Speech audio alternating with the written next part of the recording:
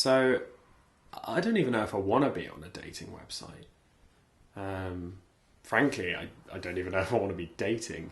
To be honest, I think I'm signing up because I feel a bit like a broken toy. I feel like a bit like I'm not meeting society's expectations.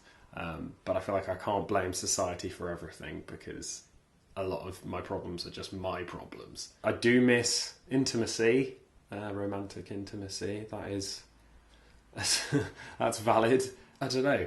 I don't know whether I want to be doing this. I'm just kind of doing it. I guess on some level I want to be. I don't know. It's confusing.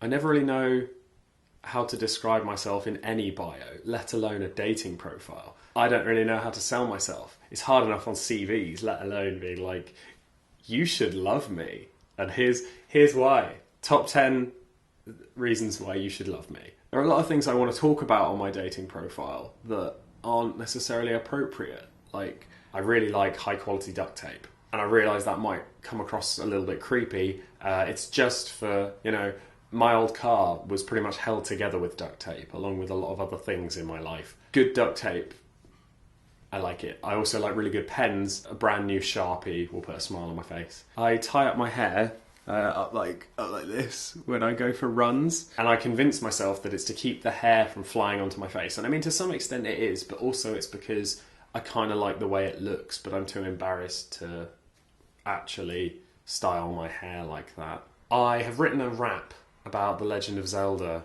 specifically Ocarina of Time, and if you ask nicely enough, maybe I was going to say perform it for you, but that might be weird. Maybe I'll show you it. Maybe you could read it. I find commitment and social interactions to be quite scary, so frankly, I don't know what I have to offer you. I've been told I'm a good big spoon.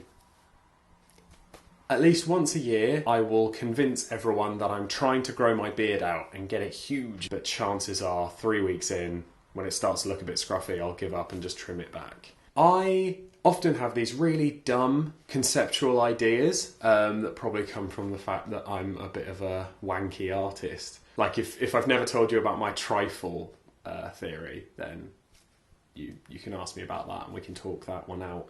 And I know these ideas are pretty dumb, but I also passionately believe in them, and I'll probably sit and talk to you about them for like half an hour or so. So like, if you want to just humour me. If we're having a discussion or a disagreement or something, I'll often spend far too long overthinking my answers and thinking what the best answer I could possibly give is, and I end up saying nothing.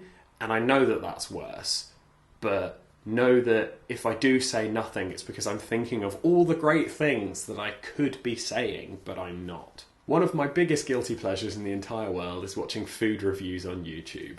I do it at least once a day. I have several different people who are my favourite reviewers, and I basically find myself sitting and watching people eat food and tell me what it tastes like for hours on end, and it's my happy place. I burp a lot, like a lot, and I'm often quite proud of them. There we go. That's out there now. I've said it. When I'm uncomfortable, I will either slowly revert back into my shell and not speak, or speak uncontrollably and make a lot of noises, like incoherent, awkward, usually quite breathy noises. I also like to do weird voices. A lot. That sometimes gets me in trouble because I really enjoy doing accents, and there are specific accents I really like doing, and then when I go to the places or the regions where that accent derives from, it gets worse and I just can't stop doing it, and it gets to this endless cycle of once you've started, you can't stop, because if you stop, they'll find out you're doing an impression, and then if they find out you're doing an impression, it seems offensive, but you just like doing voices. I like to think I can cook, but realistically I'm just a bit too experimental with spices. I'm scared that I'm never going to find love again. And I'm pretty scared that I'm never going to find someone I'm compatible with ever again. Because I feel like until you find someone you feel completely comfortable wanting to be with, then you shouldn't be with someone just for the sake of it, because then everyone's going to end up hurt. I have this terrible habit of relating people to characters I've seen in films or TV shows, and like I know that you're not that person. You're just you, and you're an individual, and I shouldn't remove your identity in that way. So I'm sorry. Make this like a Christmas present and wrap it up. Doesn't have to be a Christmas present. It can be any kind of gift, really. So that'll do.